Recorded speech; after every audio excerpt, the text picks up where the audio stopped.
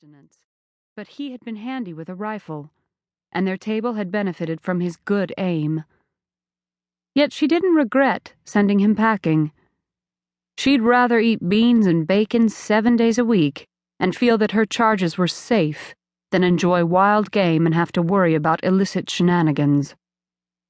Their plates full, everyone picked up their forks and partook of the feast.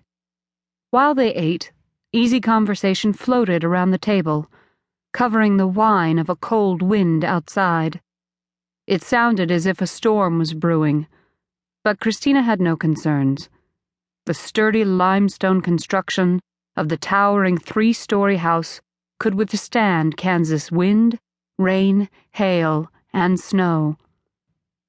How she loved this house, and the security it provided her, and the needy individuals who resided beneath the roof of the Brambleville Asylum for the poor. And what a unique group of needy now filled the chairs. Louisa assisted Tommy Kilgore, the little blind boy who'd been deposited on the poor farm steps 2 years ago, and her sister-in-law, Rose, saw to the 7-year-old orphaned twins, Joe and Florrie Alexander.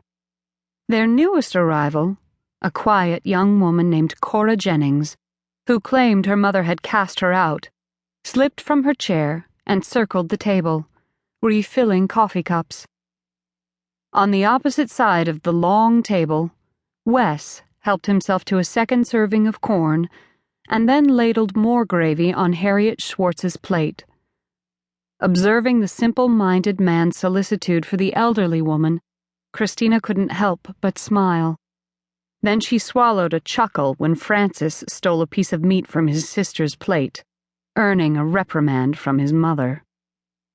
Christina held her fork idle beside her plate and simply basked in the feeling of family represented by this ragtag assortment of discarded humanity.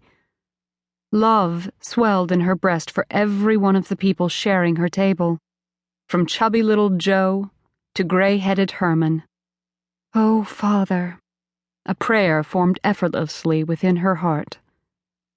Thank you, that even though Mama and Papa are with you now instead of with me, I am not alone. I will always have my residents who bring me such joy and fulfillment. Miss Willems. Wes's voice pulled Christina from her reflections. Ain't there no bread? Need it to soak up my gravy. Christina gave a rueful shake of her head. No, we used the last of it at lunch, but don't worry. I mixed dough this afternoon, and before I retire this evening, I'll bake enough loaves to carry us through the coming week. We'll have bread with every meal tomorrow. Rose turned her pert gaze in Christina's direction. Would you like my help with the bread baking? The residents shared the operations of the poor farm to the extent their age and abilities allowed. Despite Rose's perky tone, her shoulders drooped with tiredness from dusting furniture and mopping the oak floors of the rambling house that afternoon. Christina squeezed the older woman's hand. Bless you for your willingness, but I'll see to the bread baking myself, and I'll see to the supper cleanup as well. A soft mutter of protests rose, but Christina waved her hands and stilled the voices. No, you've all done more than enough work today. The others returned to eating with no further arguments. Satisfied, Christina pressed her fork into the mound of potatoes on her plate.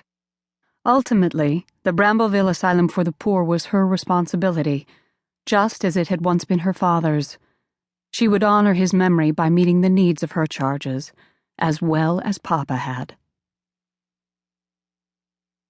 Miss Willems, wake up!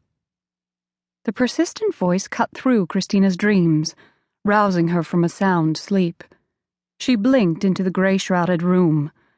A small shape in a white nightshirt, giving the appearance of an apparition, leaned over her bed. One of the children. Although weary, Christina chose a kind tone. Yes, who is it? Hands pawed at the edge of the mattress. It's me, ma'am. Tommy. He no doubt needed someone to escort him to the